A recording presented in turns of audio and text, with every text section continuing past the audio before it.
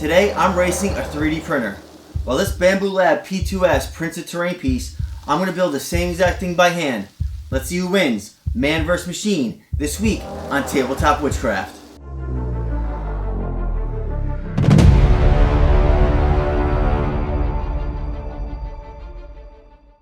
Hey there and welcome back to Tabletop WitchCRAFT. This week I'm going to do a little challenge video where I race the Bambu Lab's P2S printer as it builds this bridge. I'm going to build the same exact thing out of foam and we're going to see who wins. I'll give you my final thoughts at the end of the video and I think the results might surprise you. Alright, if you're ready, let's go grab some supplies and let's get crafting.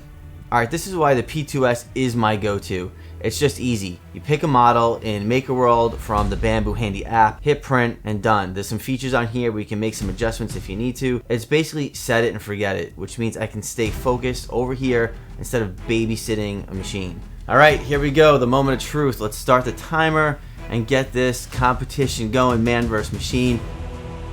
So like all my videos, I gotta start with a Firelight Fables candle.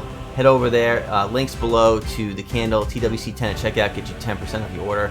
And pick up a set of these plans. I'll have a link down below to itch.io where you can build along making this bridge and race your own P2S when you pick one up. There'll be a link to the Bambu Lab site where you can grab one of these printers if you're interested, also down below. Alright, now I thought the fastest way to get the highest amount of detail but also speed the craft up would be to really just carve the stone out of the foam, which is what I'm doing here. While the print's doing its thing, the new 5-inch touchscreen makes setup easy. Everything's clean, step by step, and no digging through menus, so it just keeps the workflow moving. So this is the part of the build that I was concerned was going to take the most amount of time away from the total amount of time that I had, because I knew I wanted to use a scalpel to carve in each individual stone. I figured this would give me the individual stone look, give me some high detail, but it's still faster than, placing individual stones. The scalpel right here is way sharper than an X-Acto, which is why I went that route. And I just want to show how I dispose of those so that you don't hurt yourself down the road taking your trash out. So for me, owning a 3D printer isn't about replacing the build. I love the crafting process, obviously, but it's more about speeding up the parts that slow you down. Like carving every single stone in foam, that takes a really long time. The printer can handle that part, so I can move on and focus on actually bringing this bridge to life, which we all know the details are my favorite part of crafting. Now the light patch and paint is really important here. You can find heavier weight stuff. I like the lightweight, it goes into the crevices really easy. If you're enjoying this video and my channel, please consider hitting that subscribe button down below. So while I'm over here building, this thing is still working. The built-in camera, the lighting, keeps it crystal clear, and it's grabbing these clean time lapses automatically. So yeah, the workflow for this never stops. Alright, now we needed 4 of these pillars for the 4 corners of the bridge. Once those were constructed, I had to cut a little notch out so that they would fit nicely up on the bridge when I was done.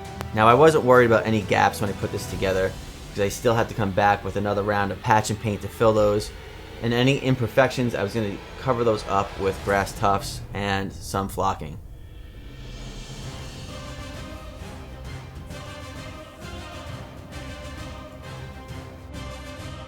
We had a 30-minute dry time before we could hit this up with some black paint and Mod Podge. So this is where it gets wild. The AMS2 Pro is a serious upgrade. It's got better performance, it's smoother usability, and the built-in drying so your filament is always ready to go is absolutely awesome. It keeps the whole process moving without stopping, kinda like me speeding up the paint drying time with my hairdryer so I can get right back to building this foam bridge. And I just went with the old standby, going with a dark gray base and slowly bringing the colors up to a lighter and lighter gray. And then we're going to add a lot of different color to it with flocking and grass tufts in just a minute. The black wash is going to unify and bring the whole thing together as well, and then a final dry brush of some lighter paint is all the highlights we need to kind of keep moving. So as I mentioned before, any of these gaps that I want to cover up, I'll just fill them with some grass tufts, and I like to do everything in layers, not just the paint. So you'll see right here I'm using some micro leaves, so we're doing different layers in size and color. So we got dark brown micro leaves, and I'm going to then layer those up with some lighter brown larger leaves. It just adds more appeal, in my opinion, to the crafts. I love those details. Now I'm locking in the flocking with a little bit of Warworld Scenics static grass glue. And again, we're going to layer different colors of flocking, again, for just more visual appeal. And with the final few additions of some grass tufts, we stop the clock at 40 minutes and 22 seconds left to go. Just under 5 hours, the P2S has finished its print. No issues, no failure, straight up, easy, ready to go. This print needed some supports and they were not already on the design file, so I had the Bambu Studio add those for me. I have no idea how to add them. It did it for me and it worked beautifully the first time. So we stopped the clock just under 5 hours for that print. I painted this up in the same exact style as my XPS foam bridge, and I just added the static grass tufts where I felt they needed to be, and in any areas where there might have been some layering lines that showed, I added them, but to be honest, they were very minimal. It's a solid looking craft from the P2S, and with that, it took 31 minutes and 55 seconds to paint it up.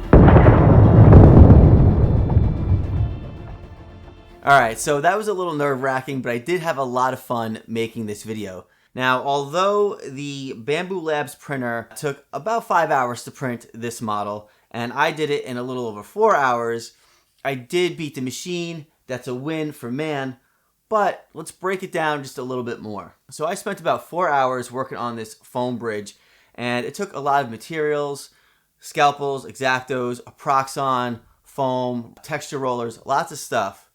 And again, 4 hours of my time, a little more, continuously crafting here at the table. Now, the Bambu Labs P2S did this in about 5 hours, but let's break it down to how much time I actually spent down in the studio working on it.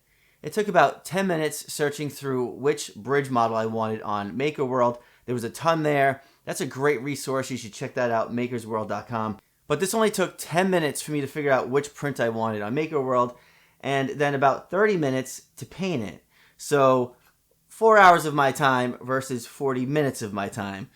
The P2S is running on Bambu Labs 2nd Gen tech, so the print quality is consistently dialed in. And the P series has been one of their best selling lines for a reason. And when you're juggling complex builds, the reliability saves you a ton of time. Alright, so my final thoughts on the P2S. I think it's a really great machine right out of the box. It was easy to set up. It's a set it and forget it tool that I have down here. Just like the A1, really easy to set up, and I'm a big fan of it. Now, if you've got lots of crafts that you have to do, a lot of repetitive stuff, if you got something really intricate that you don't feel like making, or it's going to be way too time consuming, another great tool to have. Not only for crafting items like this bridge, but if you go to my Instagram, you'll notice I use the A1 for it, but the P2S can do the same thing, maybe even better. Is lots of different tools that I use and storage devices down here in my studio. So it could be used for lots of stuff, not just crafting. Alright, I hope you enjoyed this video, and until next time, I'll see you around.